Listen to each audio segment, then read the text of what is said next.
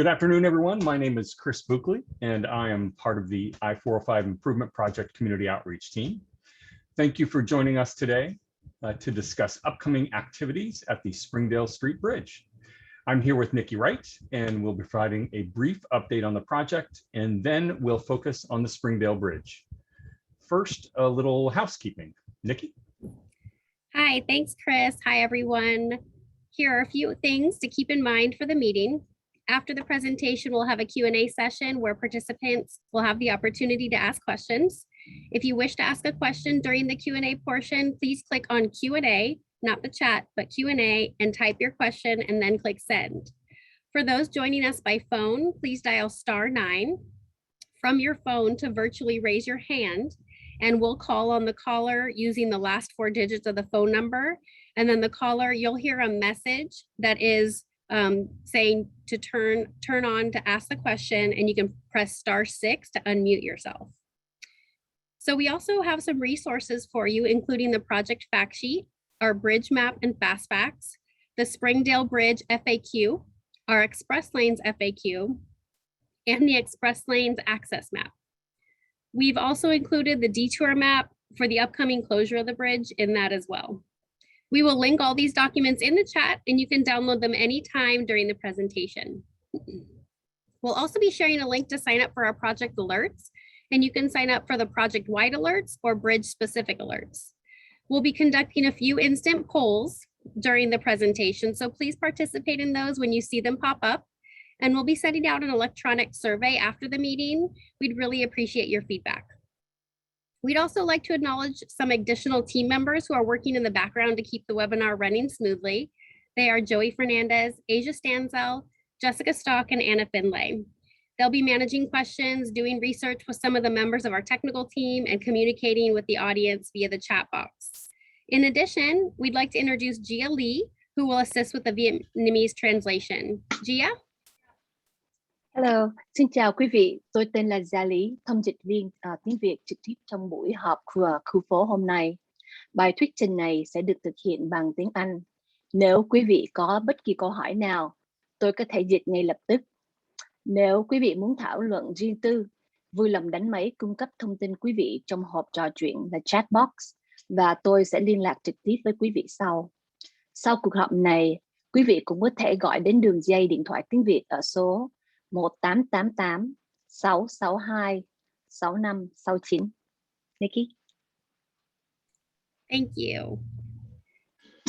Finally, we want to let you know that the meeting is being recorded, and we will have that available by tomorrow afternoon on our project website at octa.net/405improvement. So if you know someone that wasn't able to join us tonight, tell them to head over to our website and check out the video.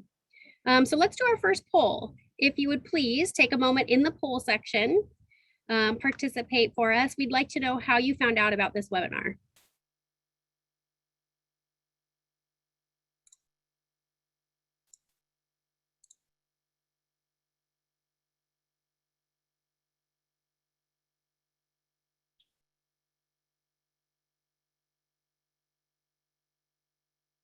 Looks like we have a lot of flyers and social media.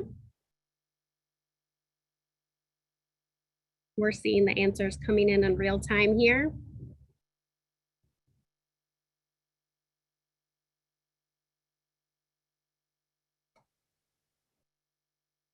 All right, looks like mostly flyers here.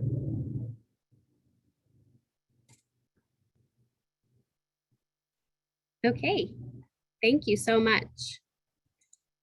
And because we have a lot to discuss, we're going to go ahead and get started. So now we'd like to provide a brief overview and status update on the project. And then we'll talk a little bit more about what's coming up on Springdale Street. On this slide on the left, you can see the project limits are approximately the SR-73 in Costa Mesa to the I-605 in Seal Beach, which is a length of about 16 miles. On the right, you'll see the one regular purpose lane that will be added in each direction on the 405, which is consistent with Measure M, as shown in yellow. An additional lane in each direction will be added that will combine with the existing carpool lane to provide dual express lanes from the SR 73 to the I-605, which is shown in green. On this slide, you can see some of the major features of the project. We are replacing 18 bridges as part of the project. We're widening 4, and then constructing a new express lanes connector between the SR 73 and the I-405. We're also building more than 150 walls throughout the project area, and there will be a new bike lane and sidewalks on all of the replaced bridges.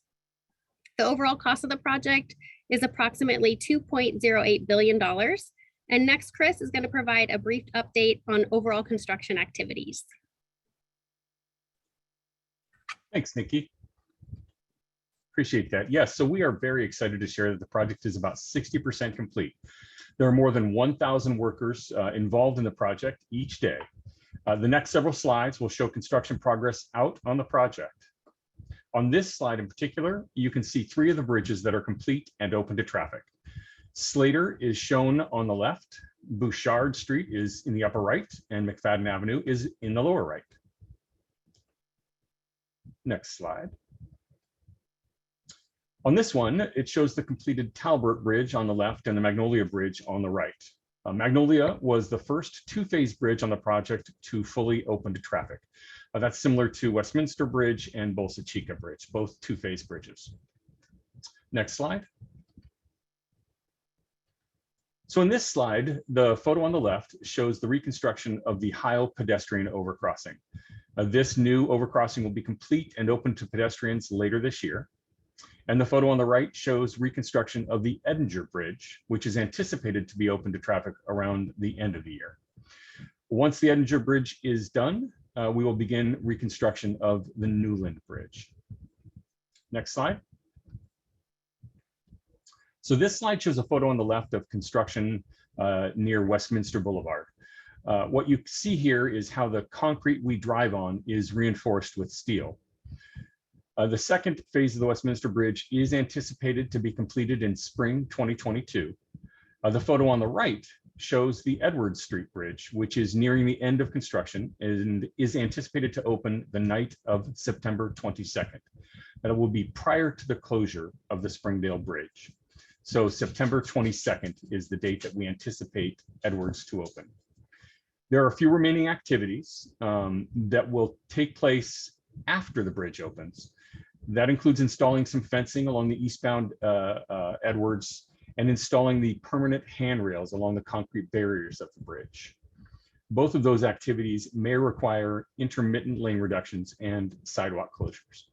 There are a few other activities that will be coming along, including some electrical work for streetlights. And then landscaping and irrigation is anticipated to be installed in 2022-2023 timeframe. All right, slide 8, the next slide. This one shows in green the 5 bridge replacements that are currently open to traffic. The only bridge that has not yet started construction, aside from Springdale, is at Newland Avenue, as shown in red. Construction, as I mentioned earlier, is expected to start on that bridge after Edinger opens later this year. And as you can see, we have a significant number of bridges under construction. We show those in orange. So this is peak season for us. We are at the peak of the peak, if you will, and we expect that to continue well into next year. However, by the end of this year, we anticipate having 9 of the 18 bridge replacements fully open to traffic. So that's a really exciting milestone for us. Next, Nikki's going to talk a little bit more about Springdale. Thank you. So this is what you're all here for. We're going to go into some details about Springdale Bridge and how we're going to build it. The bridge will close completely and be rebuilt in 1 stage rather than 2 stages. And the reason for this approach is to expedite construction and reduce the time needed to construct the new overcrossing. This decision was made in coordination with the city and Caltrans, of course, and will minimize the duration of construction-related traffic impacts to the community. We know it's difficult and inconvenient to have a bridge completely closed, and we truly appreciate the community's patience. Chris will share a little bit more on the traffic analysis and the detours in a moment. So the bridge is set to close on the night of September 26th. Pre-demolition activities will begin almost immediately, and that includes concrete removal and removing what is known as the lost deck, as well as removal work at the abutments or the sloped sides of the structure that hold up the bridge. Demolition of the bridge spans over the freeway is set for October 1st and 2nd and will require full freeway closures. And we will provide additional details on that and the closures in upcoming alerts. Demolition activities will continue for several weeks during the day and at night until the entire bridge has been removed. Generally, day shift hours are 7 a.m. to 4 p.m. with crews mobilizing as early as 6 a.m. And night shift hours are approximately 9 p.m. to 6 a.m. Typically, night work consists of removing demolished materials, and that requires lane closures. So Caltrans generally only allows lane closures at night because traffic volumes are so much lower than in the day. Now, a little bit about the construction of the new bridge, which is anticipated to take approximately 18 months. So for the first few months, crews will prep the foundation, which includes shoring activities, excavation, and earthwork. They'll place settlement fill at the abutments, and this involves placing large piles of dirt where the abutments will go to compact the earth, ensuring that once the bridge is constructed, it doesn't settle any further. And settlement is anticipated to take about 3 months. So you really won't see a lot of activity in this area because of that. We often get questions about when during this period, it seems like work stops, and that's why. In the winter and spring of next year, pile driving is scheduled for the foundation of the abutments and the center columns. Then crews will start building the abutments and columns, which form the bridge's substructure, This is followed by superstructure work, and that includes installing false work, the steel and timber structure that is put into place to hold up the bridge until it's strong enough to support itself. And then crews will form the bridge, install the steel rebar, and pour the concrete. And that's all anticipated to take place at the second half of next year. And then once all of those activities are complete, the work that follows is removing the false deck, paving the approaches, tying in the roadway into the new bridge, installing the concrete barriers and sidewalks, performing electrical and signage and signal work, striping activities, and then opening the bridge. So the southbound off-ramp was constructed in early 2020. That ramp is in its final configuration, and it will remain open during the construction of the bridge. When the bridge is complete, it will be wider than the existing bridge to accommodate the widened freeway underneath. It will still have 2 lanes in each direction, and we are adding a sidewalk in the southbound direction. Right now, it only exists on the northbound side. And there are currently no bike lanes, and we are happy to be adding those. So those are some great enhancements and benefits that we worked with the city on, and we're excited about that. We are targeting mid-2023 for reopening, which is about the 18-month timeframe. And now Chris is going to share some details about traffic analysis and detours. Thank you, Nikki. If you can go to the next slide.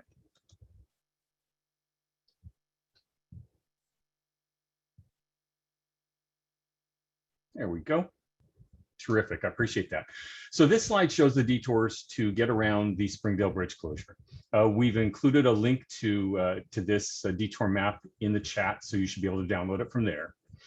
As you can see, on the north side of the bridge, access to Minehart Road, Navajo Road, and the driveway to the residential neighborhood along Springdale Street will remain open during construction.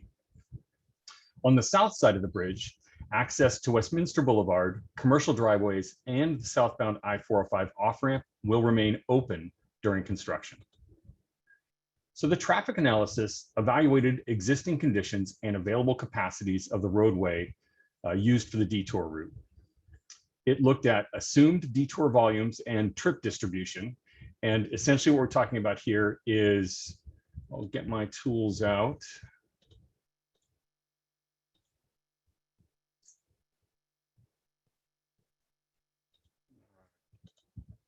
So if we look along, I'll just point to it on the map or show you on the map. If we look at Edward Street, if we look at Golden West Street versus Westminster Boulevard, Balsa Chica Road, the detours are anticipated to be distributed about evenly between those two. And that's based on looking at traffic patterns and determining the fastest route from northbound Springdale or for southbound Springdale around the closure.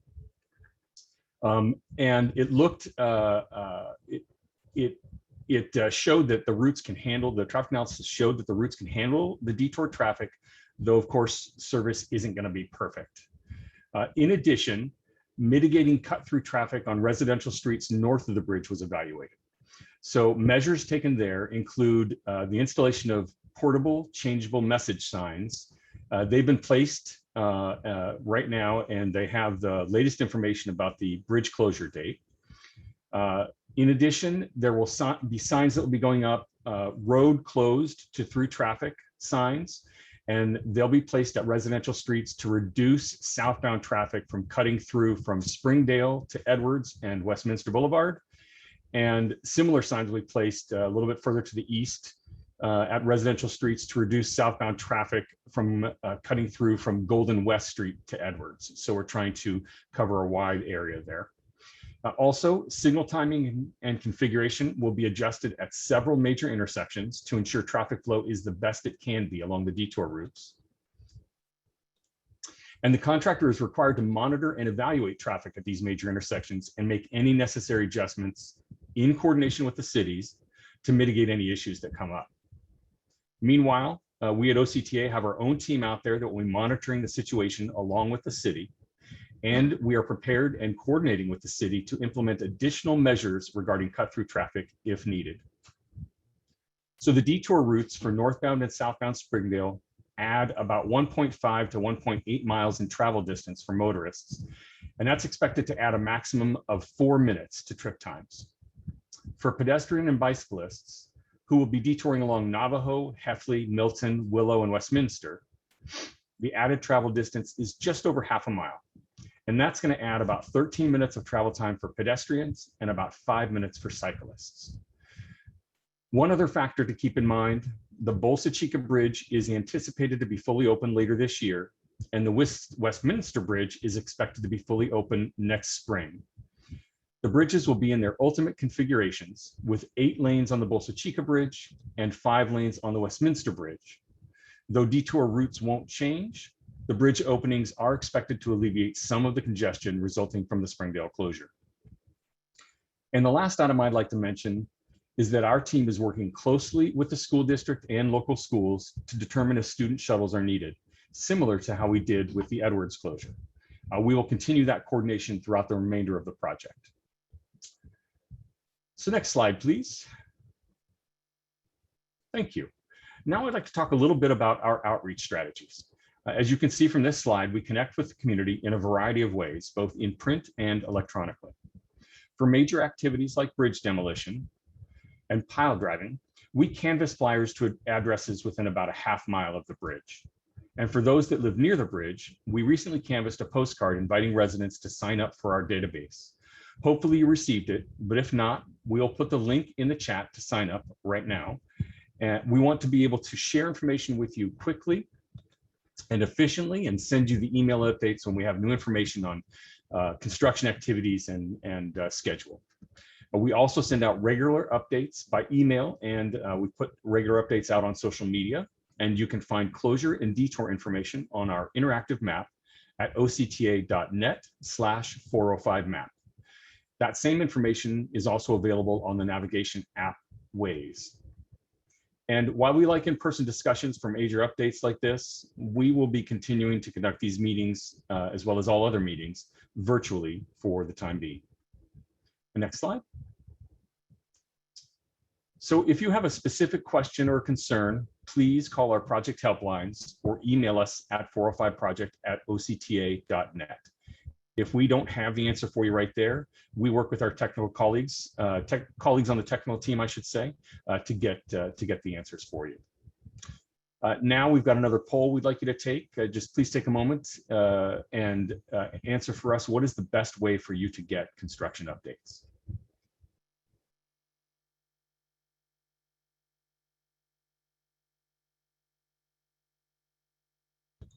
We'll begin our Q&A shortly here. But I just want to make sure everybody has a chance to take that poll.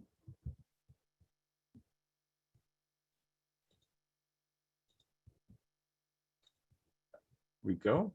Looks like we have about 45 people who participated. Thank you very much. All right, we're going to leave this slide up for now. And then we're going to move into the Q&A period. Okay.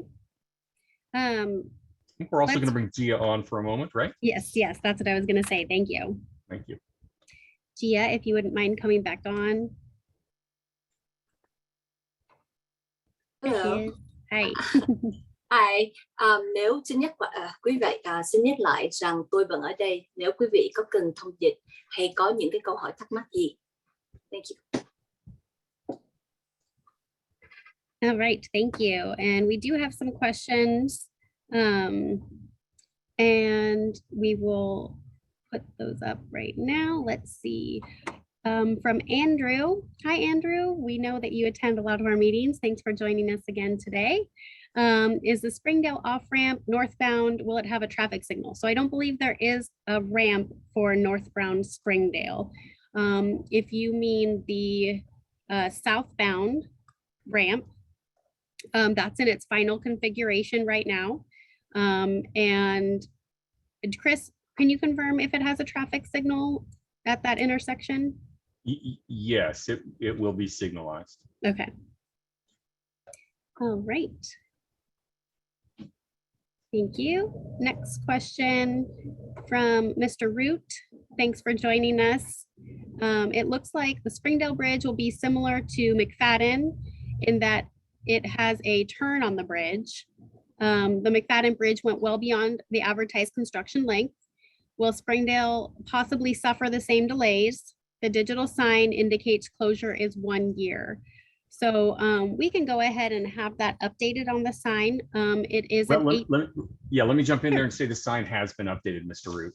Thank you. So yeah, somebody got out ahead of things and was really excited to get those signs up. And the signs have actually been updated with the closure date only, but the bridge is anticipated to be closed and take approximately 18 months to reconstruct. With respect to comparison with McFadden, completely different bridges, completely different sizes. McFadden is a much larger bridge than Springdale. The curve is not, the design is not as complex as it was in McFadden. In addition, the things that we dealt with at McFadden, we hope we don't have to deal with here. Weather was a constraint there. It was, I shouldn't say constraint, it was a delay. It added several months to the project. We had some of our worst storms in some time. I think it was about 140% of our average rainfall.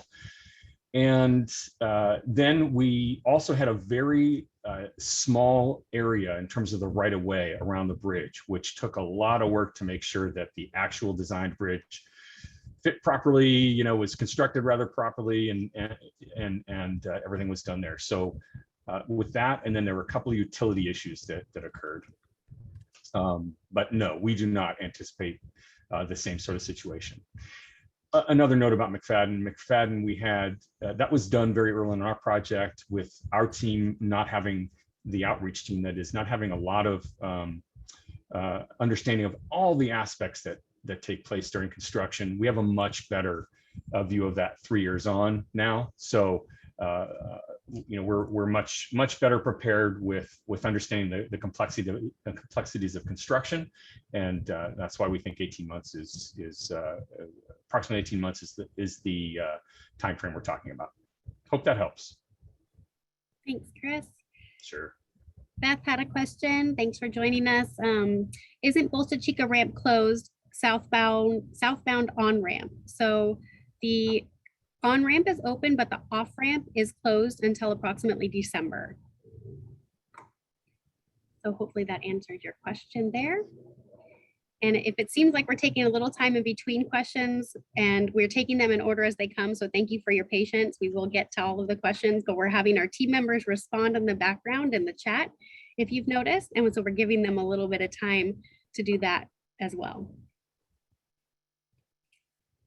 So Mr. Root had another question. How will your detour routes impact the sewer construction on Westminster Boulevard? Did you take into account the delays currently involved there? So I don't have the answer to that specific question, whether sewer construction on Westminster Boulevard was considered. It's not something I saw as part of the analysis.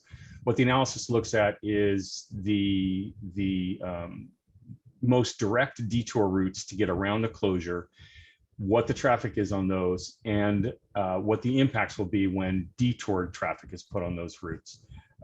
As I mentioned, it will add approximately 4 minutes maximum to the trip.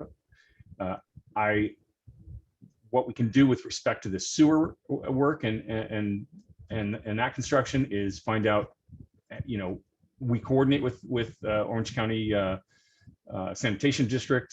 We attend their meetings regularly to understand their work and the impact of their work, but I couldn't tell you for sure if it was incorporated into the analysis.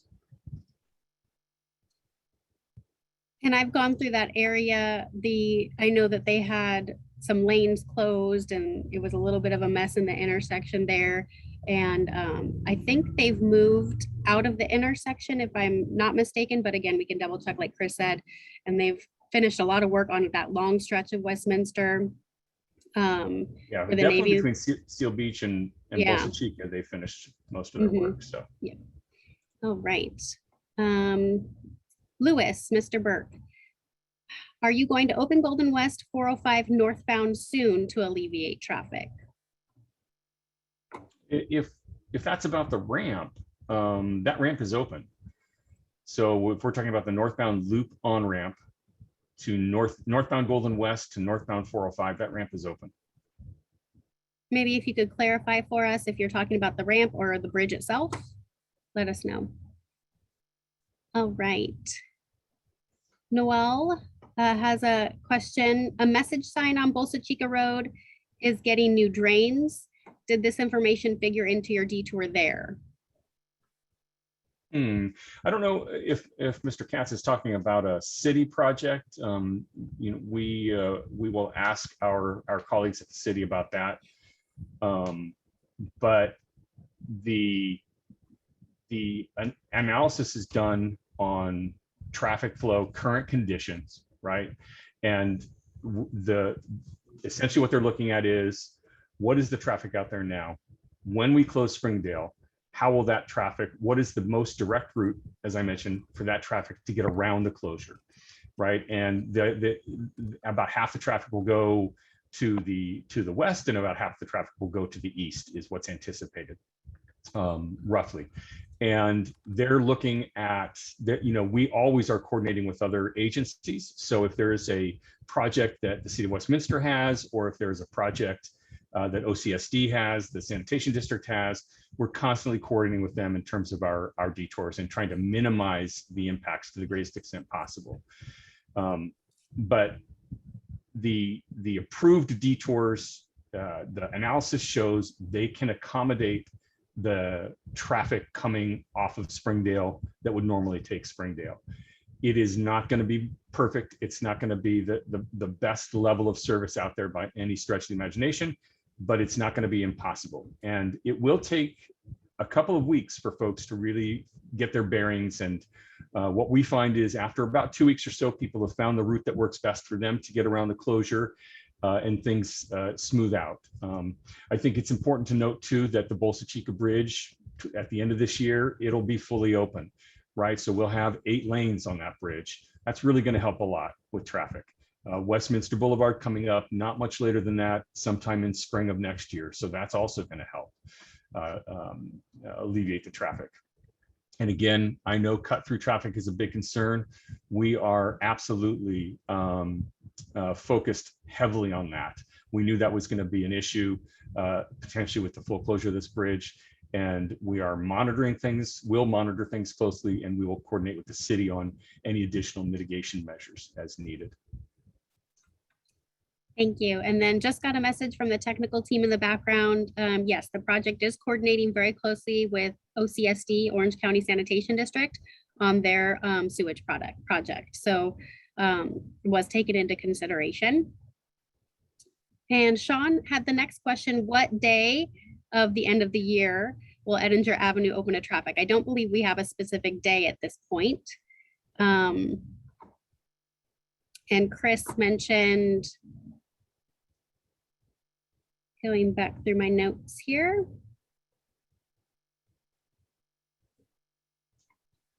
that we anticipate that to, did we say about when? Let's see.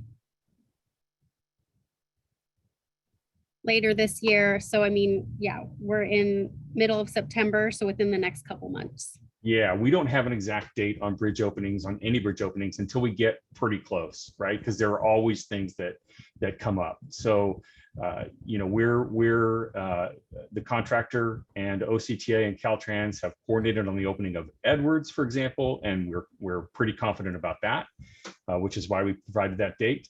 But Edinger is a little too far off. And to add to some of the previous answers that Chris was providing and questions that have come up already, the city also regularly adjusts traffic signals in construction areas. So the cities, you know, they have a team that works on this project that we work really closely with, that, you know, our technical team and their technical team is in constant communication to be able to make things as efficient as possible on their city streets while we're doing construction on the city streets and the freeway. All right, Sonia had the next question. When were traffic assessments done? And I believe that's within the last 3 months. Is that correct? Yep, it was actually done in August. August. So last month. So they're pretty accurate as far as what's currently out there.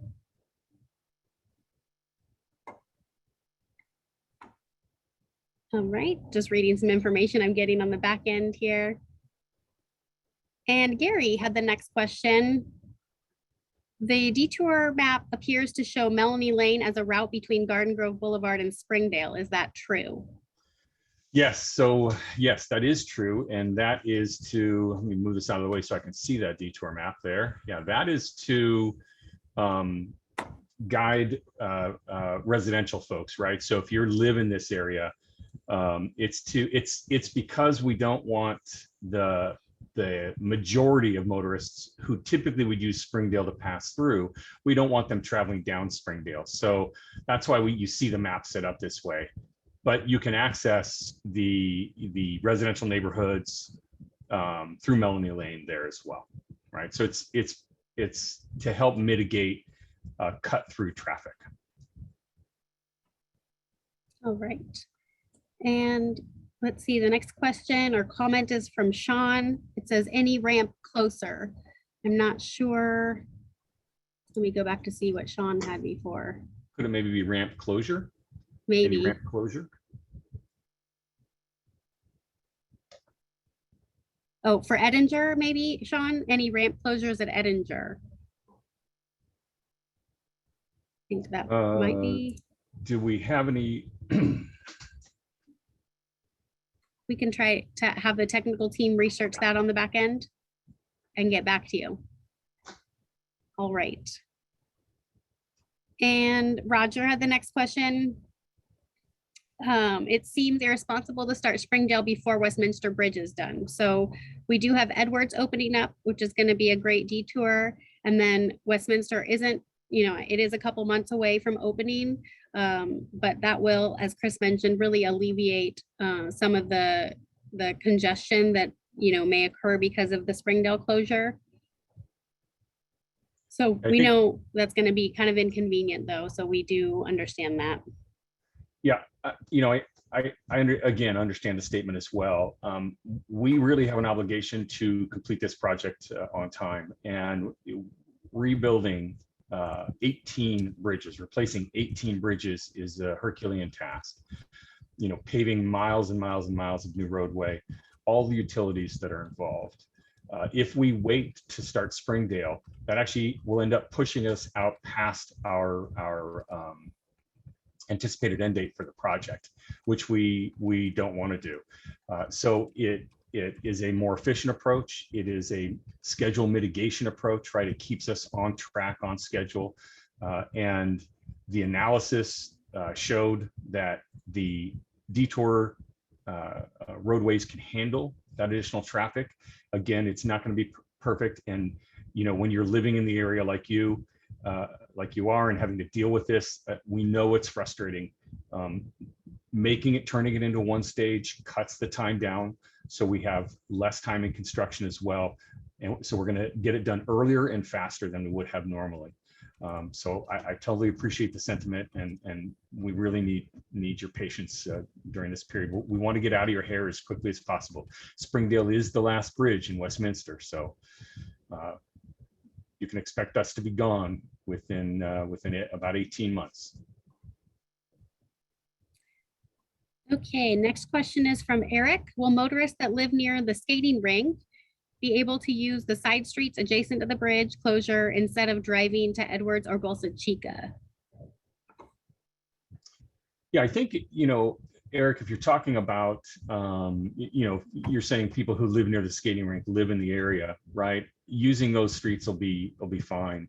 The cut through traffic that we're talking about are people who use, who don't frankly live north or south of Springdale. Well, north of Springdale, really, the Springdale Bridge, I should say. So there aren't going to be any streets that are closed, right? But we have approved detours for the majority of traffic. But if you live in the area and you're trying to use side streets to get to the skating rink, shouldn't be an issue. Right. Madeline had the next question. Will there be a sign indicating Westminster West is open off the 405? So I think maybe, Madeline, you mean a sign on the mainline freeway? Yeah, I'm not really sure what that one is referring to either. I think we need to get a little bit more clarity. Okay. But we still, we're still working quite a bit in that area. There's still work to do on the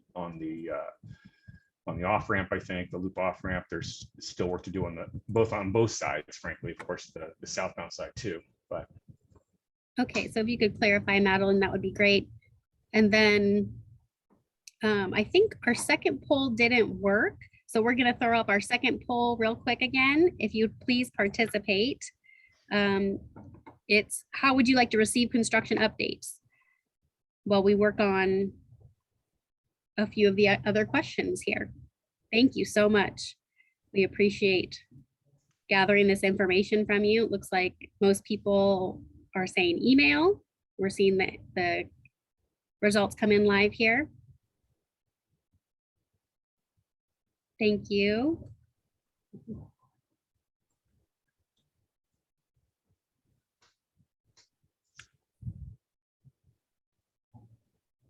Awesome. Thank you so much. Really helpful for us. Yeah, much appreciated. Okay, we'll go ahead and end that. And the next question is from Karen. Traffic or comment. The traffic is heavier now on Springdale in the morning. Schools are open and more businesses are open than probably before. We took our surveys and our analysis, and it's crazy. So why has this not been alleviated with better traffic flow? Yeah, I'd say that definitely with schools open, that adds more folks to the streets, with kids back in classrooms. The analysis has to be done at a certain point, right? We have to get that information. There's a process that we need to go through to ensure we can go ahead and do the bridge in one stage, and that process takes time. So we had to do the analysis when we did it. Still, the analysis has historical data as well, right? So there's a lot of data that's incorporated in there. There's a look at what's existing out there. There's a look at what what has been out there over time. There's a look at what other construction, other bridges being closed to work on, what those impacts are. So there is a lot of analysis that's done to look at the traffic. It's possible, certainly, that traffic is heavier now on Springdale in the mornings because of school. That will have to disseminate. I would say that in our discussions with the schools, we haven't found so far the need for a shuttle service.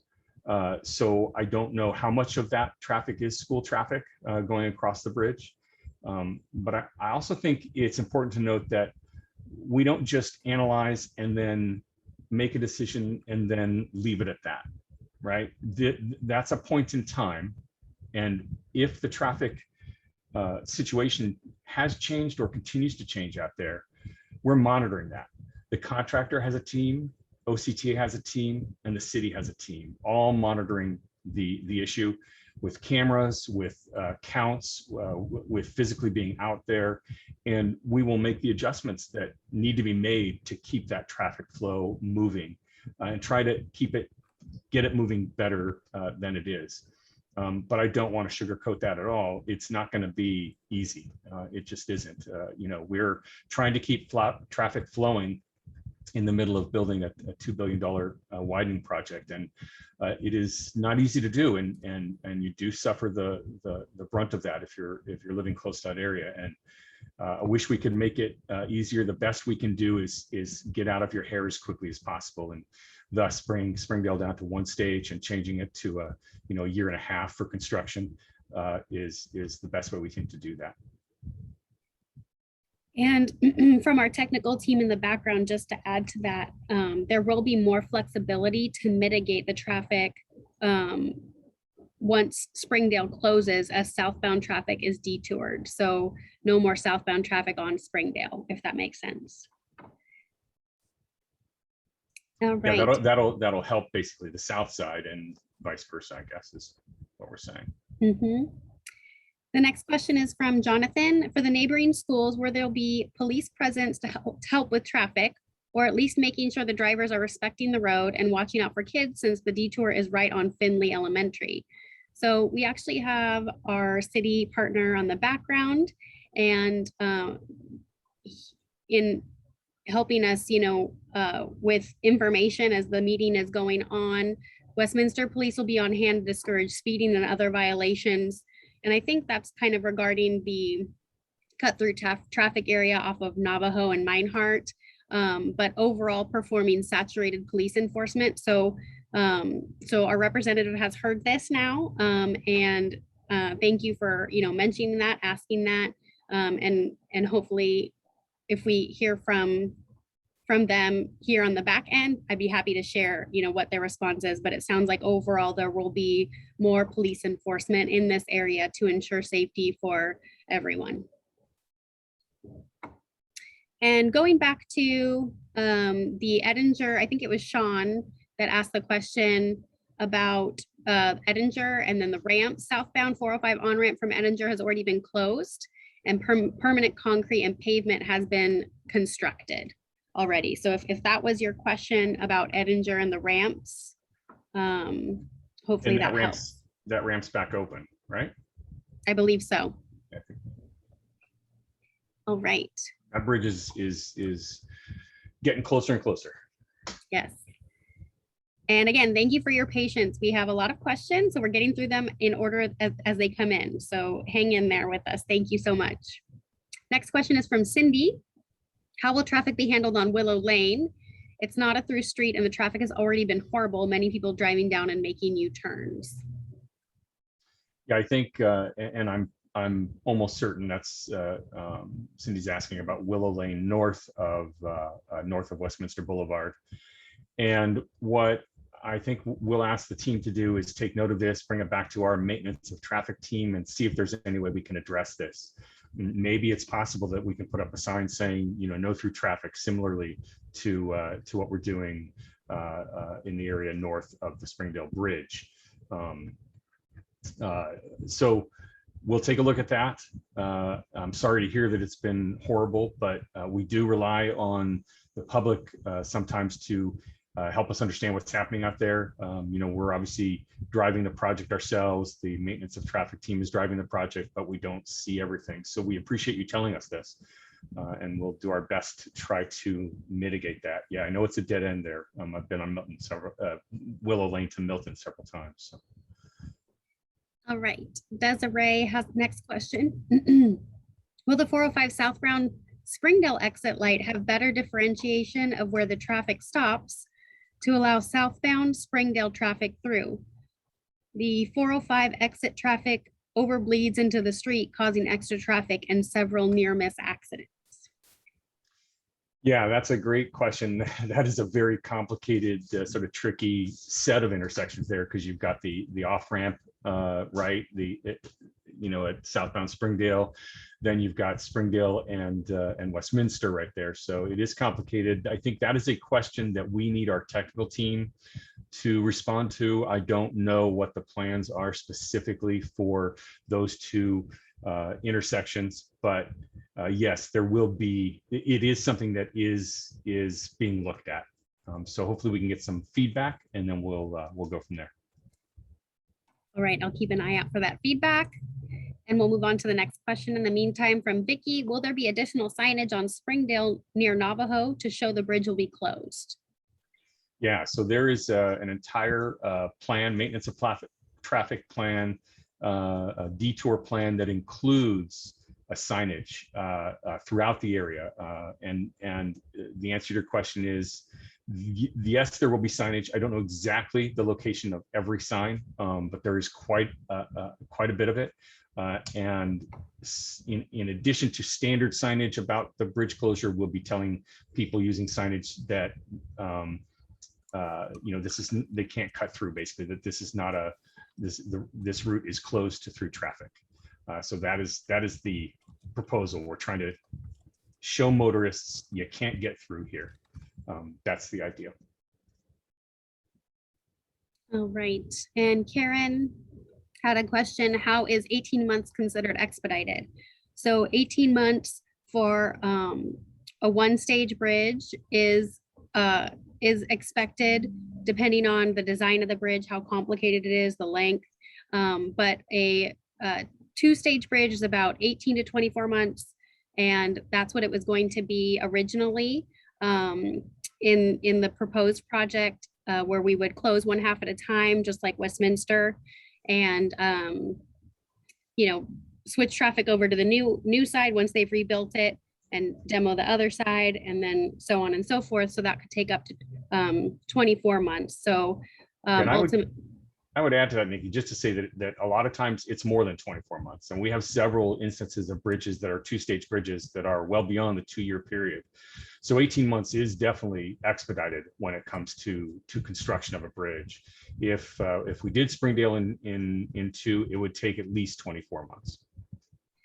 And I think it's important to note, which, I didn't really think about it until I was, in this business and learning about how bridges are rebuilt and constructed and, demolished, but there's often communication lines that need to be, taken out, water lines that need to be removed and replaced somewhere, all kinds of utilities, just like the sewer project, that we were talking about earlier. So it's so much more complicated than we think of just taking a bridge down and rebuilding it. So we really appreciate, we know this is, not easy and it's not convenient. And we really, really do appreciate, being able to share this information with you and you having patience with us and the community having patience with us. All right, next question. Will there be a southbound 405 on-ramp from southbound right lane of Springdale Bridge? It looks like they started construction for one when they rebuilt the southbound 405 off-ramp. Yeah, and the answer to that question is no. There's not enough room there for a ramp. So no. So we're already widening the freeway to add the additional lanes, and we've used all the available space that we have there. All right. Phoebe has the next question. When is northbound 405 off-ramp at Balsa Golden West opening? We actually met with the mall today and the city was present. So the mall, of course, a big stakeholder for us. This ramp closed in, I think, middle of June, and it was anticipated to be opening this month. However, we had some unforeseen environmental issues. So the contractor has requested to keep that closed for 2 more months to make sure that they get all the work done that they need to, so that we anticipate that opening just before Thanksgiving. All right. Next question is from Sean. Is the Balsa Avenue Bridge open yet? It is not open yet. That's being done one stage at a time. And hopefully that's helpful.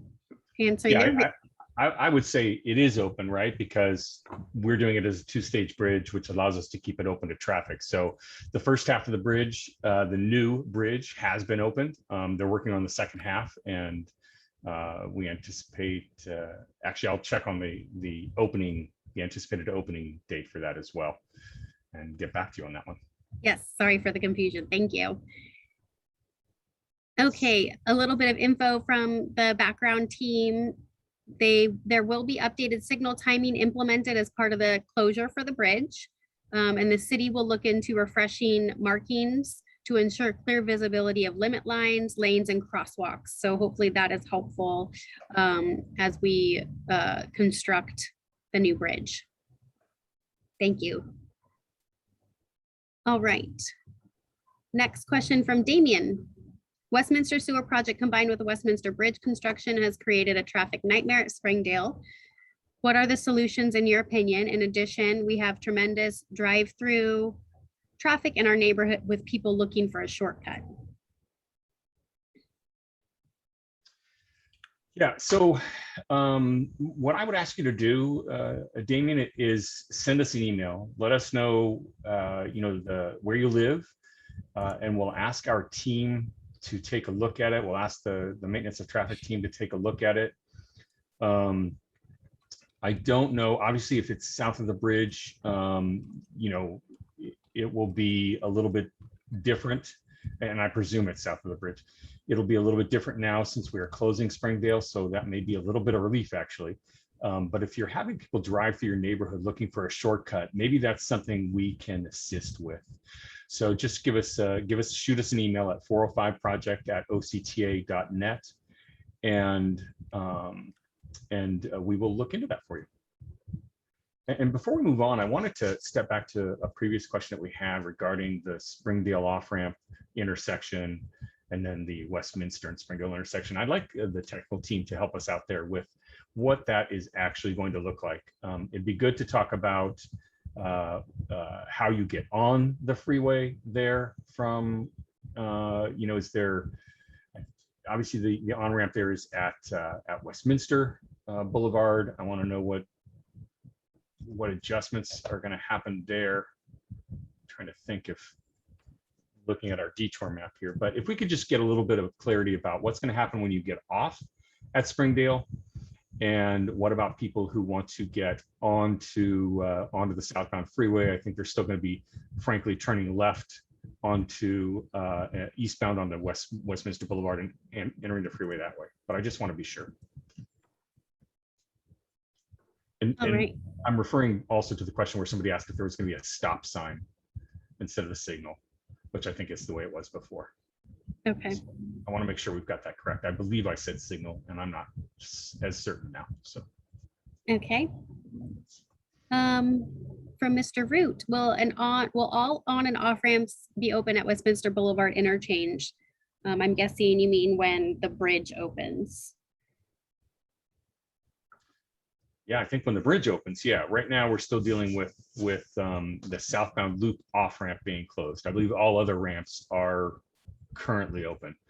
I do know that the Willow Lane off ramp that goes to Westminster Boulevard, that ramp is actually going to be going away. The new loop off ramp from northbound 405 to Westminster Boulevard has been redesigned and has a much larger capacity, and there will be a traffic signal there, so you'll be able to turn either left or right once you exit the northbound freeway onto Westminster Boulevard by looping under the freeway. So that ramp still has a little bit of work to do, but it is open currently. The straight on ramp from Westminster Boulevard to northbound 405 is open. The southbound loop off ramp is closed, but the northbound straight on ramp is open. Okay, thank you. So Anne has the next question. With Springdale ramp closure, many of us would like to access the Edwards Bridge that's still closed. For those of us living in Indian Village, we will now have to use Golden West in order to go south. When will the Edwards overpass be finished? And the Edwards Bridge is anticipated to open the 22nd. So next week, that night, the night of the 22nd. So And that, we will not close Springdale until Edwards is open. yes. All right, next question from Desiree. There are a ton of squirrels that live in the hill supporting the bridge on the northeast side next to the park. I'm worried about the extra pests that will come to my house if their home is removed. Will that hill supporting the bridge be affected?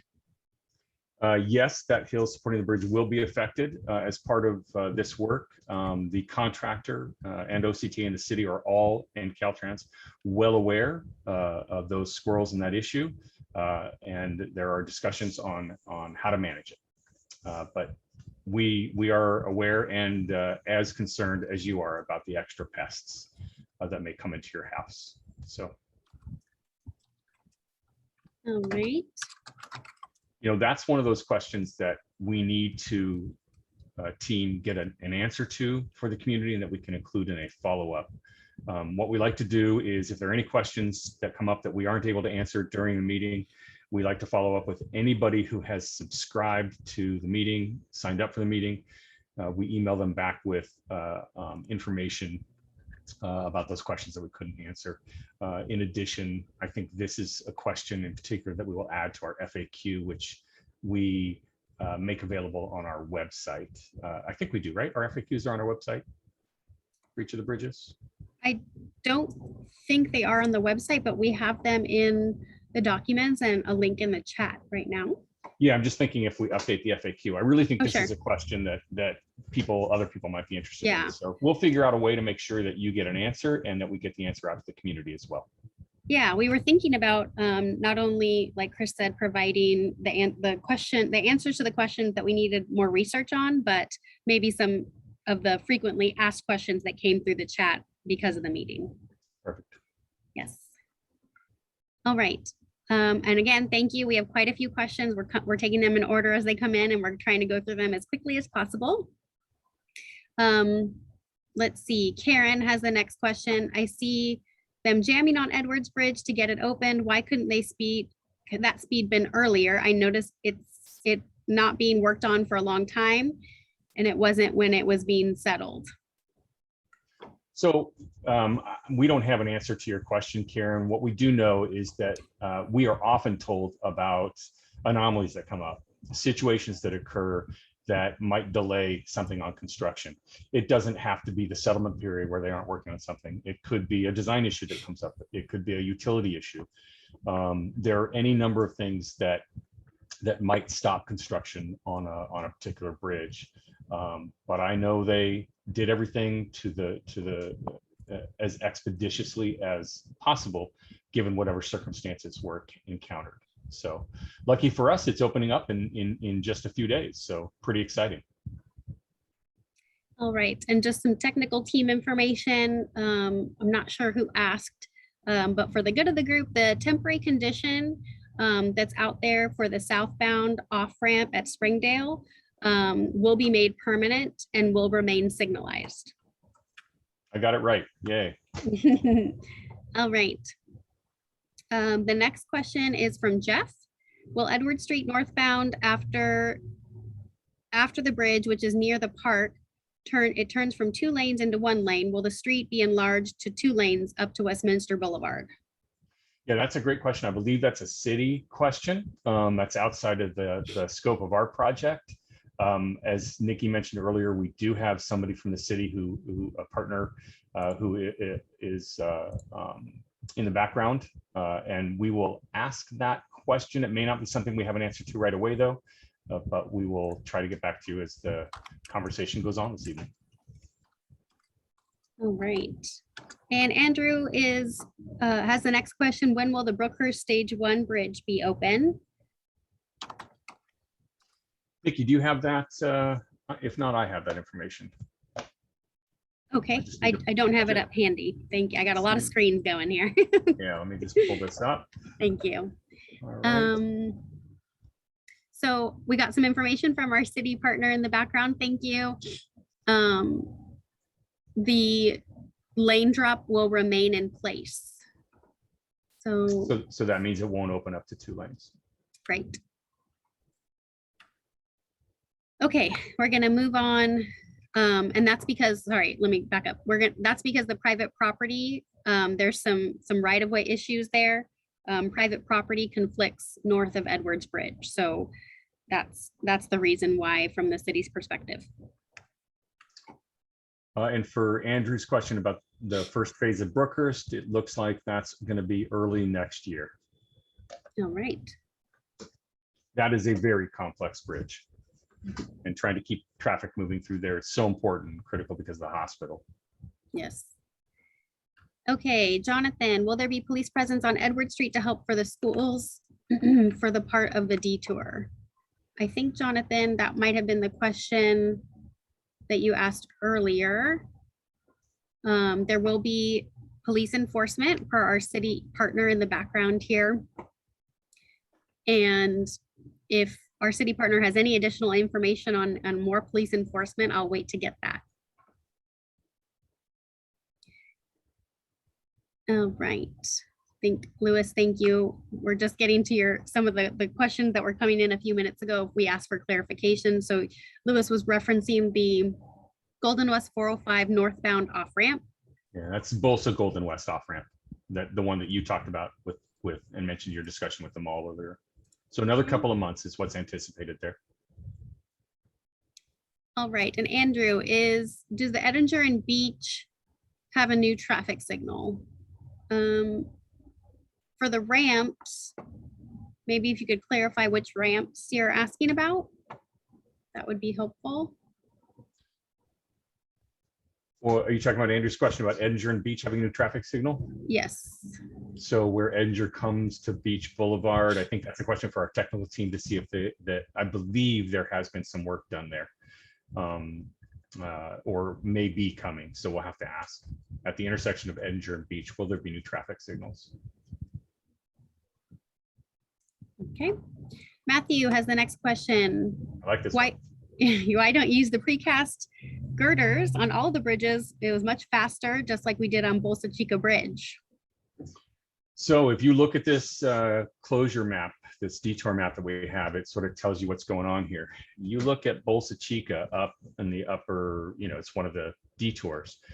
It is perpendicular to the freeway, whereas Springdale is at a skew across the freeway. So Caltrans design standards and sort of their requirements in terms of the approach to design on this didn't allow us to do precast girders on this. We have precast girders here at Bolsa Chica and down at Fairview, and I feel like there might be one other location, but those are the main two areas where we've done precast girder installation. We're also using precast girders on several interchange reconstructions in South Orange County, where we're similar situation where the roadway goes straight across and is perpendicular to the freeway. Or the overcrossing is, perpendicular to the freeway. All right. Mr. Hogan had the next question. What specifically do you plan to do to keep diverted traffic from using Navajo Road as a cut through, given it's the quickest route between Springdale and Edwards? Yeah, so I think there are three things that we're going to be doing. One is we are going to be putting up these what we call PCMS, right? Portable changeable message signs, and that's to indicate to people that traffic that the Springdale is closed and take the detour route. The detour routes will be signed, heavily signed, so that will be another sort of element to it. And then we also will be installing signs on residential streets that say no through traffic. I mentioned that earlier in the presentation. So that hopefully will deter folks. And then we will have a strong outreach presence. We will be guiding people through social media, through our alerts, through geofencing, which is basically targeting mobile devices with ads, with advertising that comes up when you're looking at sports scores or checking the news or something like that. We will continue to push and then push some more to keep people off of those streets and using them as cut-throughs. If that doesn't work, we will work with the city. We'll coordinate with the city. We will work with them to make adjustments as needed. and figure out the best solution. We understand your concern and that it's a serious issue. And it's an issue that we've dealt with elsewhere on the project. And ultimately, we have been successful in keeping most cut-through traffic off those residential streets and assigned to the approved detours. Right. And then Lewis, are you planning on detouring Springdale traffic through Heffley Street? And I believe the answer is no, but the bicyclists and pedestrians Correct. will. Yep, pedestrians and bicyclists only. But the detour, that's another area where I would anticipate we would be putting signs that say no through traffic. Oh, right. Sonia, when will the Valley View Bridge be completed? And the Valley View Bridge is also Balsa Chica. Yeah, I'd like to make a correction. The Valley View Bridge was actually a different bridge completed as part of another project, and it stops, that bridge stops and it becomes Balsa Chica. And that's the bridge that is going to be done in a couple of months, we hope, by the end of the year. Yes, thank you. All right. Karen also mentions cut-through traffic. It will be hard to control. Springdale North Side is all residential and it's completely backed up in the morning. So yeah, definitely continue to monitor and work with the city, and our signage will hopefully make a big difference. All right. Mr. Root, currently your drivers wanting to go northbound 405 on eastbound Westminster have to make a U-turn in order to access the on-ramp. Will this change? Let's want to go northbound on 405 on eastbound Westminster. No, if I recall correctly from our discussion about Westminster, and I'd like the technical team to correct me if I'm wrong. Want to go northbound on 405 from eastbound Westminster. No, they will not have to make a U-turn in order to access that ramp. Ultimately, there's going to be an intersection there, a signalized intersection. So if you're going eastbound on Westminster Boulevard and you want to get on the northbound freeway, you will be at a signalized intersection. You'll be turning left to get onto the straight on-ramp to go northbound. Sorry for the initial confusion. I was thinking about people coming south on Springdale for some reason. My apologies. All right. For the next question, will the new Springdale Avenue Bridge be a tall arc or something flatter than the current bridge? Thinking about my kid on her bicycle. Yeah, that's a fantastic question, Mr. Katz. All of the bridges are currently, not all of them, most of them are what are called four-span bridges, which means that there are a set of columns in the middle, a set on either side on the outside, and then the bridge abutments. So you basically have between the abutment, I'll see if I can hold this up, and it's not going to work if I use my hand, sorry. But you've got the sides of the bridge, the sloped sides of the bridge, those are called abutments. Then you have a set of columns just right next to the abutments, and you might have an on-ramp lane that goes through between the columns and that side of the bridge. Then you've got the freeway lanes in the center set of columns. Then you've got freeway lanes in the other direction, and then another set of columns on that outside edge of the bridge, and then the concrete slope, which is actually an abutment. In order to widen the freeway and add these two lanes in each direction, we have to eliminate those two outside sets of columns. And so that's why we have to bring all the bridges down and completely reconstruct them, because they are going to go from four-span bridges to two-span bridges. So that, in order to do that, that's a different design.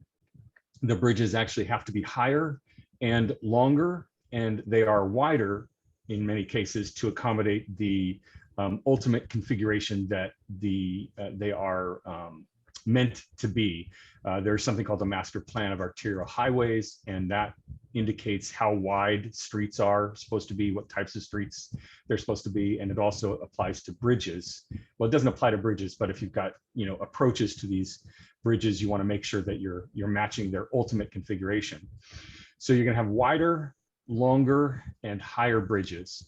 It will not be flatter. It'll still be an arc. It'll be probably a little bit taller arc, I think, than what's there now, but it'll be longer too. So I don't have the exact comparison between old and new, but we can certainly get that. If you're interested, just send us an email and we'll be able to look at the as-built plans for the existing bridge and versus the new bridge and be able to give you a sense of that. All right. For some background info that we got from the technical team, the use of the precast girders is limited by the length of the girders. If they get too long, they can't be transported on a truck and become too deep to keep the vertical clearance underneath for trucks to drive under the bridge. So a little background info there. And then also some more information. I'm not sure who asked this question. There will be a new signal near in and out on Westminster. Will there be a new signal? There will be a new signal near in and out. That's at Willow in Westminster. And then more information, we've had the technical team working hard in the background. The vertical curve on the bridge going over the freeway is actually a parabola, but that's way too technical. So say arch. So yes, there will be an arch. Okay, thank you, technical team. Next question is from Sean. Any Westminster Bridge temporary traffic signals? I don't know the answer to that question, so we may need some help there. All right, more research for our technical team. Yeah. Okay, moving along while they do that, Wendy. So she thinks maybe previous people were talking about opening up the exit to Balsa Golden West northbound. Yes, and currently, yeah, you have to exit at Westminster Boulevard. So that will be opening, that ramp is expected to open in November.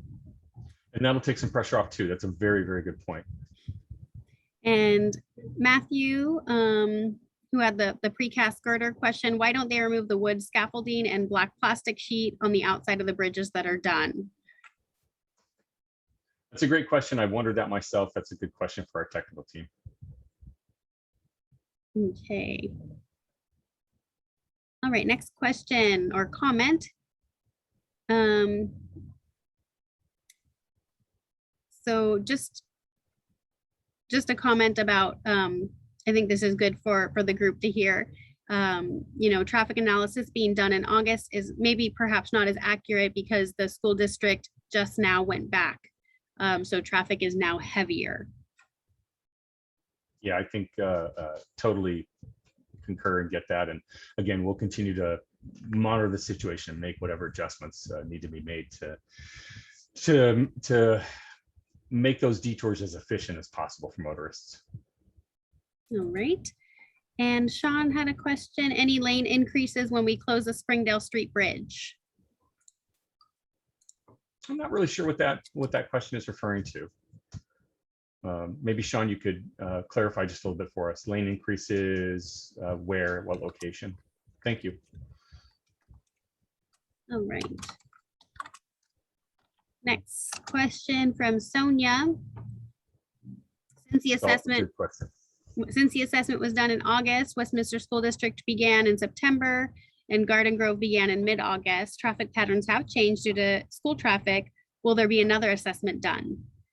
That's a great question. The answer is no, not a specific traffic analysis like what was done to prepare for this closure, but there'll be continual assessment done by the contractor. They're required to, as part of the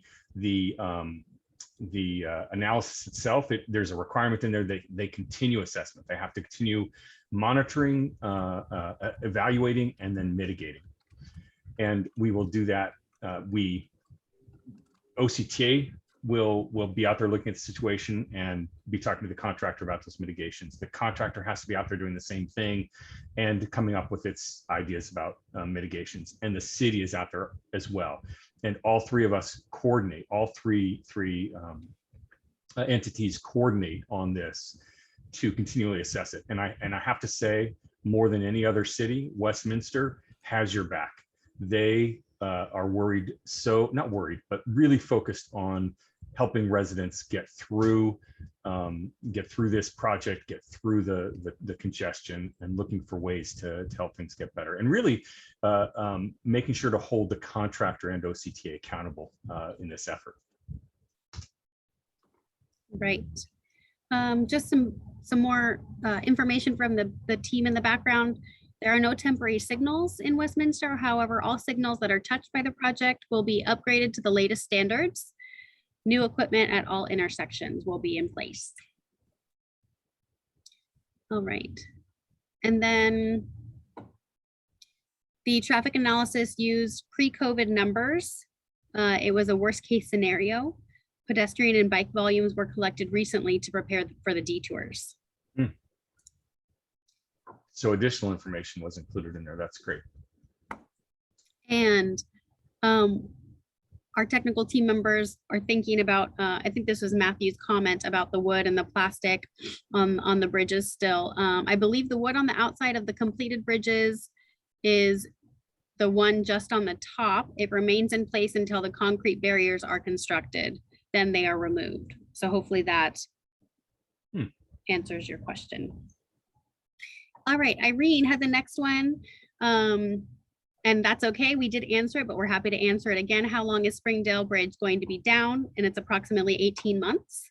And Edwards is opening before Springdale. It has to. Springdale is anticipated to close the night of the 26th, and then Edwards opening the night of the 22nd. And next question for Wendy, or comments and questions. School just started September 1st for the Westminster School District. And with Springdale being open, it's already extremely backed up as it is. Happy to know Edwards is opening at the same time. What updates were done to the Edwards Bridge? So I can actually look that up here. Oops.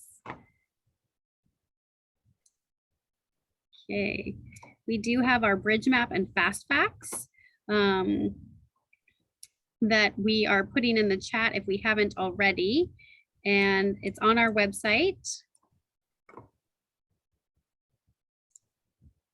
And that tells you how many lanes the new bridges, all of them, all the bridges that we're rebuilding as part of the project will have. And also what are the added benefits as far as bike lanes and sidewalks. And I'm pulling that up now for Edwards. Let's see, it will still have 4 lanes and sidewalks and bike lanes will be added as well again. The bridge overall is a little bit wider because it has to accommodate the widened freeway underneath, and a little bit longer. So hopefully that answers. I think the main answer to your question, Wendy, is the bridge had to be taken down because we had to widen the freeway under it. We're widening the freeway under it. And while it'll come back with 4 lanes and sidewalks and bike lanes on both sides, which is similar to what it had when it was previously built, it will be about 60 years younger. So it'll be a much younger bridge. So fewer wrinkles, I'd say. All right, who doesn't want that? Okay.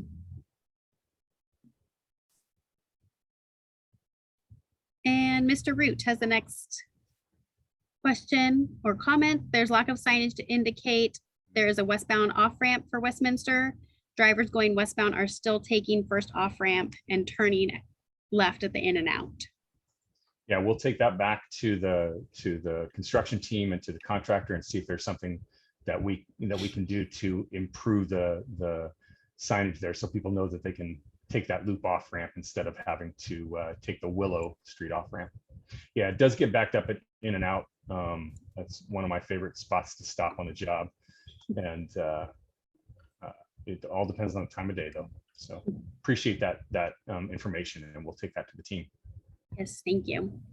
Donna, if there will be a shuttle, where will the shuttle stops be located? So we don't anticipate that there will be a shuttle at this point.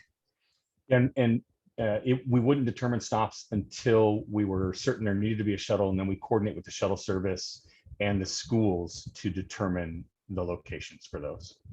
And of course, I'm sorry, the cities as well. So in this case, Westminster.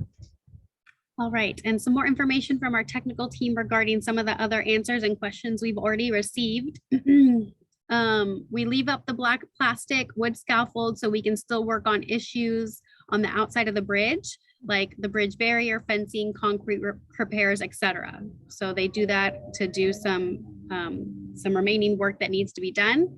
Thank you for that info. The traffic assessment is not undertaken based on the August volume, which it's undertaken in August. It is based off current and historical data as well as forecast volumes based off increasing traffic volumes. Okay, Very so good it was to know. done in August, but not based on data from August. That's where that pre-COVID data came in as well, I suppose, yeah? That sounds like, yeah, that's consistent with that. And then I was just gonna say, we are so lucky to have our technical colleagues on the line with us in the background. They really help us out tremendously. So thank you, everybody. Yes, thank you. We're keeping them busy with lots of good questions and research. And finally, there will be additional lanes at the southbound Springdale off-ramp intersection coming off the Springdale Bridge. There will be 4 lanes at that intersection rather than the existing 2. It's great information. Yes, thank you. All right, Sean, what time will the Springdale Bridge close on September 26th? And I believe we anticipate that to be 10 p.m. that evening, but please stay tuned for additional details on that through our alerts. All right, Madeline, to clarify, the new off-ramp for Westminster just opened, but there is no signage. I believe that's the same thing Mr. Root pointed out. So we'll take a look at that. Great. Irene, will any of the 75-year-old trees that were cut down near Balsa Chica on-ramp be replaced? Well, gosh, that's a great question. There is a comprehensive planting plan for that area.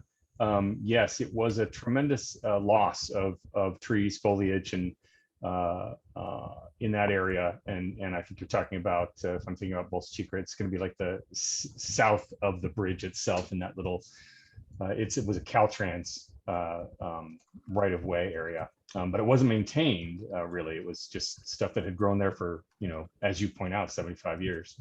So there is a comprehensive landscaping plan that will go in later in the project. Landscaping is being done, latter half of next year into 2023, I believe.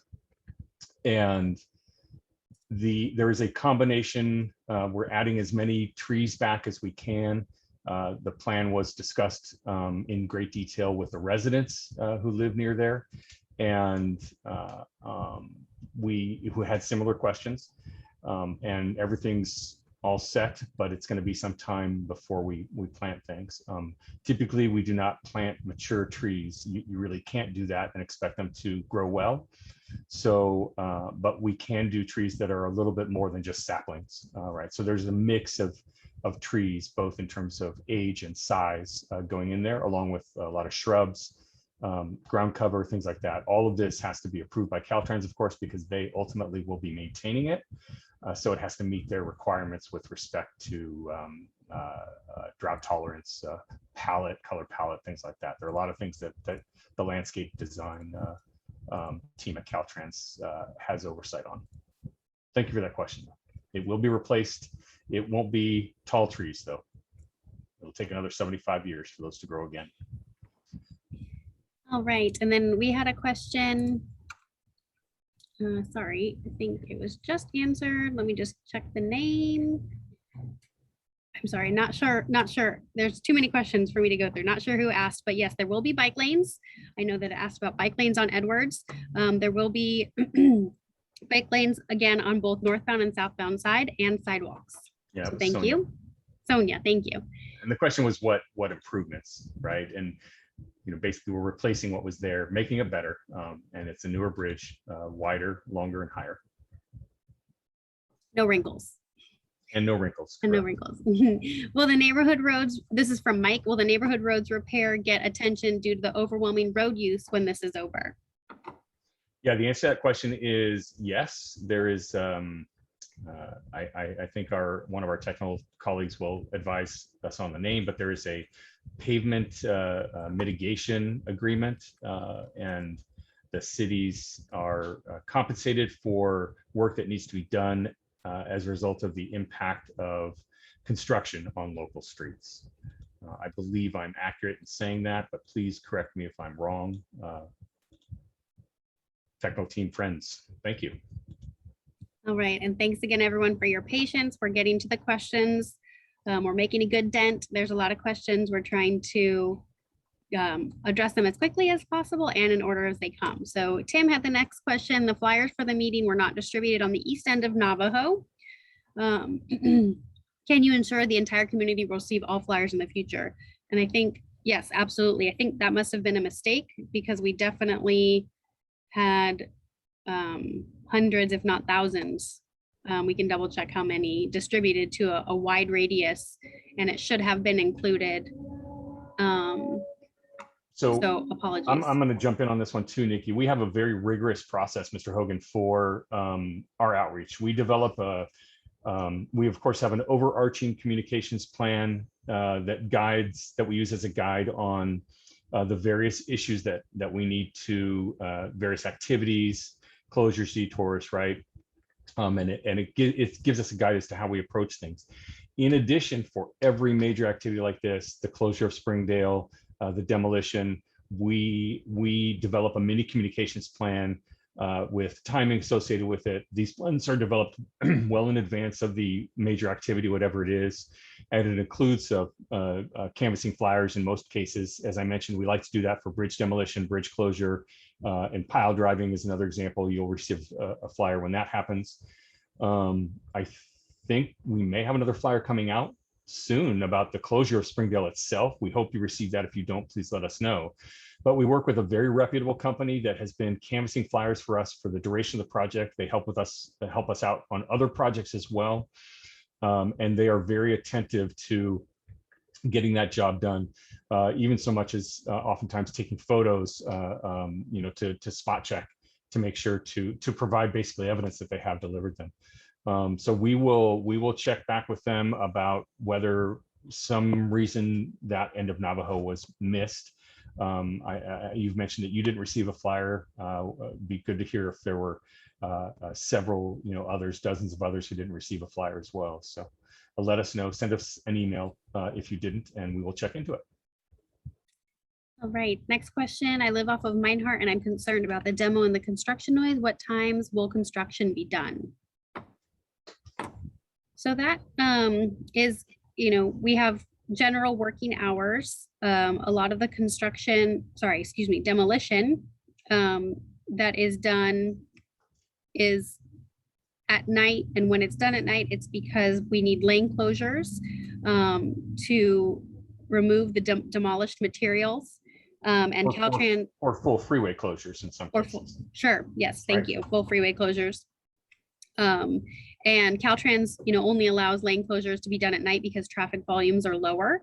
So nighttime hours are between 9 p.m. and 6 a.m. generally, and daytime hours where they don't, they have the freeway open, of course, during the daytime, 7 a.m. to 4 p.m. And I will also add that, it is required that they do noise monitoring in the evening as well. So I think one thing to note, and that's key, noise monitoring, for nighttime activities. They don't monitor noise for daytime. There are no requirements to stay within any thresholds during the daytime. Though the cities do have requirements, and some of those do apply to work we're doing. Some of them don't apply to work we're doing. And sometimes that's confusing, but just to explain the demolition work, the major activities that are going to be allowed with the demo and construction, it's all the demolition is going to be allowed. And I'll talk a little bit more about that in a second. In terms of construction, the pile driving is going to be allowed. That happens during the daytime though. And those are the main two activities that are allowed. In addition, there's some vibratory work, right? There's some compaction work that needs to happen on those abutments that we were talking about earlier. That compaction uses a vibratory roller. Sometimes that's a very large piece of machinery, and it both vibrates and so homes homes that are close to the bridge may feel that vibration, right? May feel that sort of aspect. I don't know, Nikki, also, if you can talk about this in a second, if we have any pre-construction surveys going on. But coming back to this, so noisy activities, demolition, pile driving, vibratory activity to compact dirt. Sometimes there's noisiness in concrete, some concrete work. There are always the backup alarms. They're required by law, by state law, by federal law. You know, we want the truck drivers to minimize that backing up as much as possible, but it is something that happens. You'll experience that a lot at night. And I guess what I would say too is with respect to demolition, there are two sort of levels of it.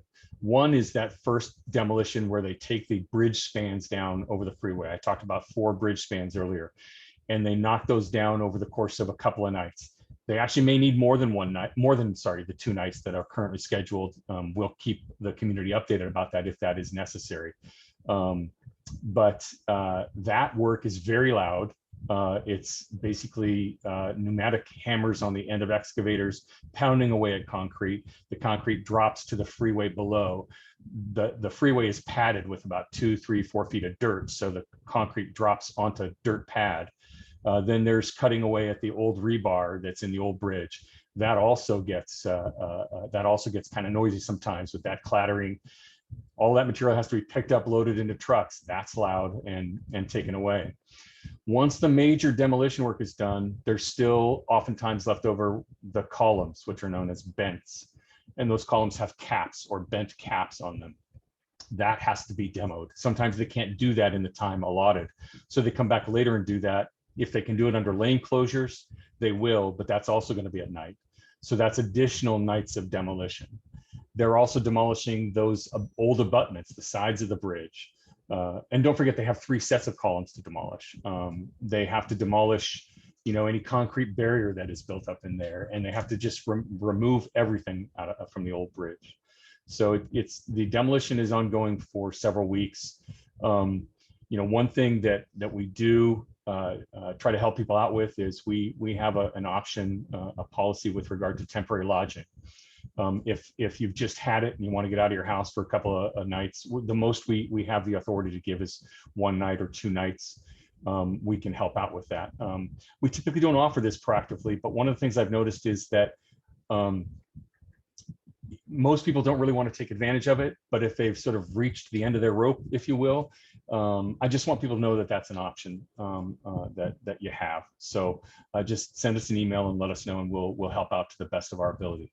And this is, of course, for people who live right next to the bridge and are experiencing this type of noise, nighttime noise.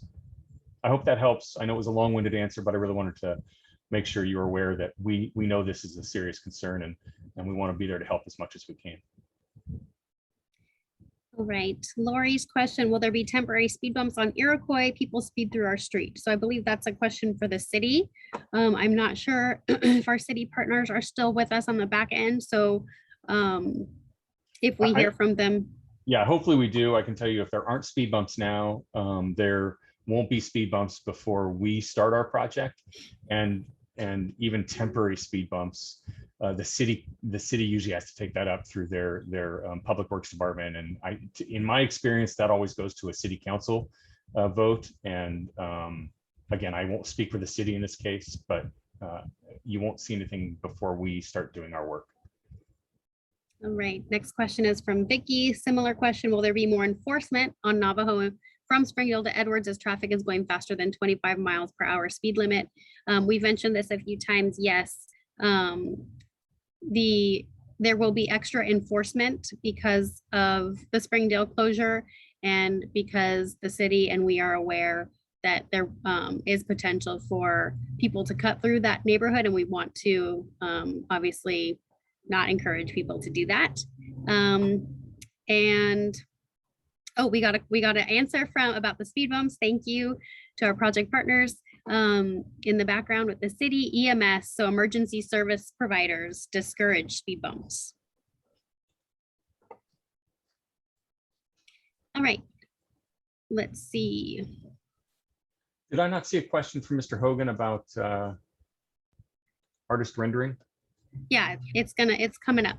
Oh, is it? Okay. Sorry about that. That's okay. Thanks everyone again for hanging in there. We're answering them as quickly as we can and getting to them. Actually, I'm sorry. It does look like the Tim Hogan question did not get. Do you see it still in your list, Nikki? Because it looks like we inadvertently answered it with a different response. No, yep, I did see it, but I don't now. Thank you. I'm just going to mention that the answer to that is no. We don't have artist renderings. There are plans, construction plans, of course, but they're very complicated and difficult to read. It won't show you what you're looking for in terms of what it's going to look like when it's done and what the final traffic flow will be. But we can give you examples of, the number of lanes, if you're talking about the freeway, the bridges, we have that information for you in the bridge fast facts. But maybe send us an email with a clarification about your question and what you're looking for, and then we'll take it from there. All right, thank you. Glad you caught that. And Lori, we answered these questions previously. I will say Edwards is opening the night of the 22nd, and Springdale is closing the night of the 26th. And we cannot close Springdale until Edwards is open. And the other comment there is about Balsa. If you're talking about Balsa Chica, it is open to traffic. It has the same number of lanes it did before it was closed. So 2 lanes in each direction. And it is expected to be fully open. This is Balsa Chica, fully opened by the end of the year. Balsa itself, one half is currently open, and the other half is expected to be open. I forgot I can look this up in later next year, toward the end of next year. All right. All right, Damien. Numerous cars trying to turn left off of Westminster Bridge onto Springdale creates a huge backup on the bridge. Drivers go across Springdale and cut through the parking lot behind the Chevron station on the corner. This backs up traffic going west on Westminster. Who is responsible for stopping this cut through? Yeah, that's a great question. That is something that we need to work with the city on. So that's where we'll get our maintenance of traffic team, the city and the contractor together to take a look at what's happening there. Thank you for telling us about that. It's something we need to go out, observe, figure out if there's anything that can be done with respect to traffic signals, right, and the like. With respect to stopping cut through traffic, there's I don't know if there are any legal issues there, or enforcement options there. That's something that the city would ultimately look into. So there you go. All right, and Patricia, no worries. Yes, it was mentioned, but we're happy to mention it again. Balsa Chica Bridge is anticipated to be finished later this year and open fully later this year, which will also help with any congestion with Springdale, of course. All right, Vicki, currently there's no signage on Springdale near Navajo or Iroquois for our tract of homes to see that the Springdale Bridge is closing. Is it back prior to these streets? So the full plan with respect to traffic has not been implemented yet, to my knowledge. There is still more work to do. They can't put up some of the signs until we actually do the closure, sort of the night of the closure, or uncover them. So, but we'll ask about the location for the signage. Right now, I think you're mentioning the signs on the portable changeable message boards, the verbiage on there. Those are out there. So I don't know if they're planning on putting more. Hopefully also people are getting our message. We're papering the area with flyers. As I mentioned earlier, we have a communications plan that involves using both electronic and print means. So electronic, meaning, including social media and using mobile advertising as an example for advertising that goes on mobile devices. So hopefully we're getting that message out there. We keep pushing. This meeting should help as well. We'll be linking to it from our social media to try to get the word out. Meanwhile, we will take your question back and see what additional signage plans there might be for putting up, what additional plans there might be for putting up signs regarding closer to Navajo and the Iroquois. Right, thank you. The next question is from Mark. Will the lights be synchronized on the bridge and the light at Springdale and Golden West? So with more traffic traveling south over the bridge, there will be more flexibility to adjust the signal timing at Westminster and Springdale. And you're mentioning Golden West, Mark. So we can definitely work with the city. Springdale and Golden West don't meet, so it must be a different question there. Maybe it is Springdale and Westminster that Mark was talking about.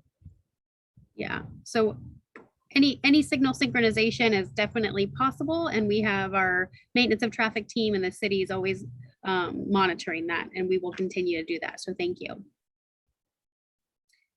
All right, Matthew, will all of the bridges have their name on them like the Slater Bridge? And that is yes, there are monuments, and I think that's what you're referring to.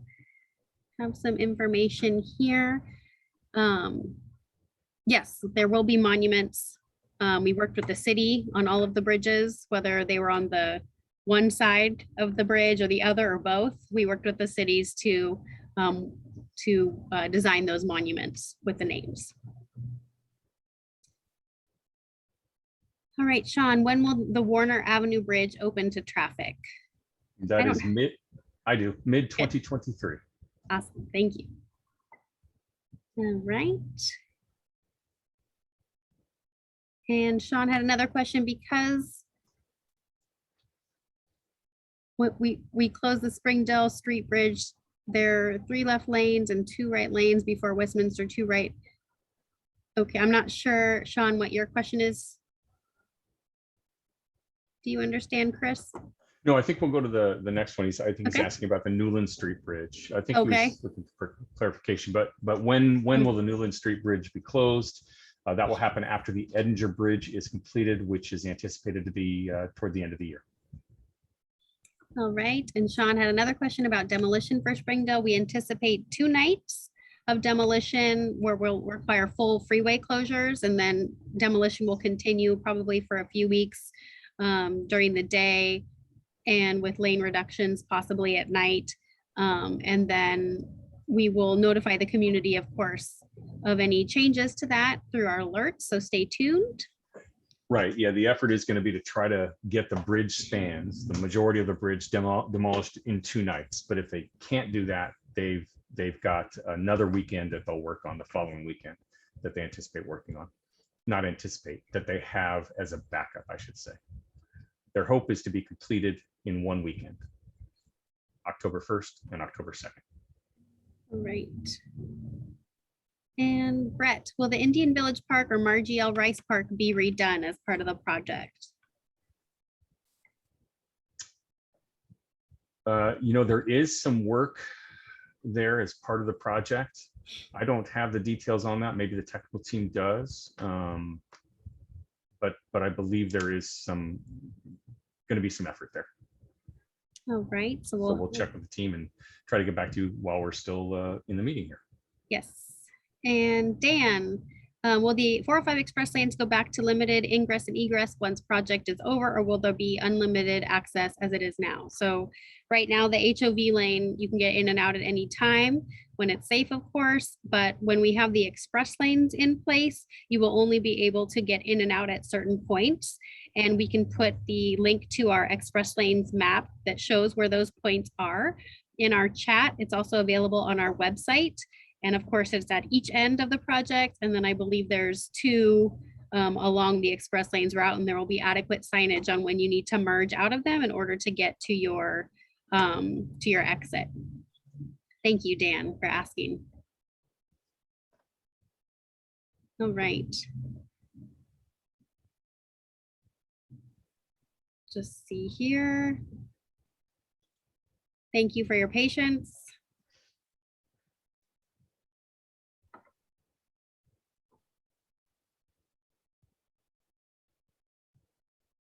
And just a few more questions here. Okay.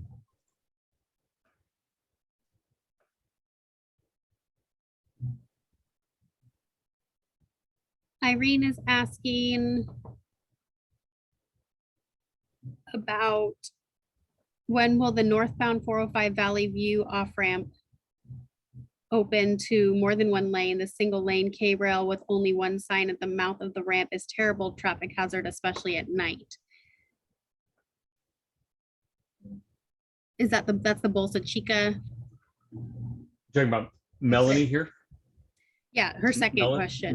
Melanie Street, yeah. So that's at the top of Melanie, I think it's Melanie Lane. That's at the top of it. I think we need to ask the technical team a little bit more about the reason Melanie Lane is listed on there. I want to make sure we're answering correctly. So if we can have our friends in the background check in. That might be something that we won't be able to answer tonight, though, that we might have to include later. So, but appreciate the comment on that. But I think we want to get you a good answer as to why it's being used. I think the next part of the question is, when will the northbound Valley View off-ramp open up to more than one lane? Single lane K-road with only one sign at the mouth of the off-ramp is terrible traffic passage, especially at night. There is some additional work to do. This is northbound Valley View off by Dennis Dillon RV, I think. And there's some work that's going to be done in that area as part of the project, both to Garden Grove Boulevard and the intersection there with Valley View. I'm not exactly certain when that's going to take place. And I think that will affect the off-ramp opening up to more than one lane as you get toward the intersection there. So we will take that question as well, Irene, talk with our team and get back to you and the rest of this group as part of the response that we send out afterward. All right. And some information from the background team about the park. It will be redone and actually expanded. It's a great city benefit. So the city is also very happy and excited about that. The sidewalk will be placed to mitigate the current sidewalk gap. And there will be some landscaping and hardscaping included there too. Thank you, technical team. And then Sean, why can't we close Springdale when Edward Street is not yet open? Because we're using Edwards as a detour. We needed that to be open. I think that's just the main reason, probably the only reason to go ahead and get it open before we close Springdale. And then Desiree, on the Westminster Bridge, there have been temporary lane posts that have been flattened from vehicle illegally turning left to hop on 405 South. Is there a plan to install sturdier posts to separate the traffic? I'm not sure about that question, if there's plans to install, but I know exactly where you're talking about, people that have just right. I think plowed right through it. I think we're always trying to replace those delineators. I know that's a concern the city has raised and the contractor has worked to address, but I think we replace them as needed. And I don't know what the design shows for the ultimate configuration. It'd be good to hear from the team on that one. Perhaps we can provide an answer. I think they're already working on that. And then for Melanie, the question about Melanie Avenue, I'm not sure, or Lane, Melanie Lane. Melanie Lane, yeah. It's the only connection from Springdale to Garden Grove and vice versa. All right, and I can't believe it, but we got to our last question. Thank you everyone for your patience. Oh, there's one more coming. Oh, it's just a thank you. Sean asked, when will the Ward Street Bridge open to traffic? Can you pull that up, Chris, for us? I sure can. It is anticipated to be fall of 2022. So about a year from now, a little over a year from now. And Brett, thank you so much for your kind words. And also, Mr. Hogan, thank you. Yes, thank you. Thank you very much, everyone. Yeah, we really appreciate this. I mean, you know, typically we have these meetings set up for about an hour. And that's usually how long they go. Sometimes we get a lot of interest, which those are the meetings we really like. A lot of meaty questions, a lot of people who are very interested in what's going on, very involved in their communities. This is one of those groups, and it's so it's a great experience for us because it teaches us to be thinking about a lot of these questions, you know, as we move on and go to the next one of these types of meetings, or we follow up with this group. We know what you're looking for, and it really helps guide us. And thank you for that. Appreciate it. Yes, I'm going to put this slide back on so that you have all of our contact information. We're also going to launch our last poll. If you wouldn't mind, please, we have one last poll. We'd like to know how this worked for you. Would you like to see more virtual meetings for construction updates in general? And thank you again for participating, sharing this information, for hanging in there with us. We know this was long, like Chris said, a little bit longer than our other ones, but we had a lot of folks interested tonight, and Really good questions. Appreciate it. Yes. All right. Thank you so much. And if we will be following up with a survey, and then some of the questions that we perhaps couldn't answer, and then some of the frequently asked questions that came in through the chat. And then all of our information's on our website and here on the screen. So please feel free to reach out to us if you think of anything else. And I think that's about it. Thanks very much, everybody. Thank you so much. Have a great evening. Yes. Bye-bye. Thanks.